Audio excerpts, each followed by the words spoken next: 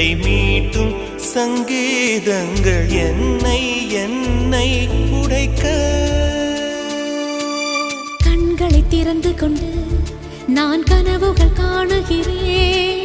கண்களை மூடிக்கொண்டு நான் காட்சிகள் தேடுகிறேன். உன் பொன்விரல் தொடுகையிலே நான் பூவாய் மாறுகிறேன். பூமியில் நாம் வாழும் காலம் தோறும் உண்மையில் என் ஜீவன்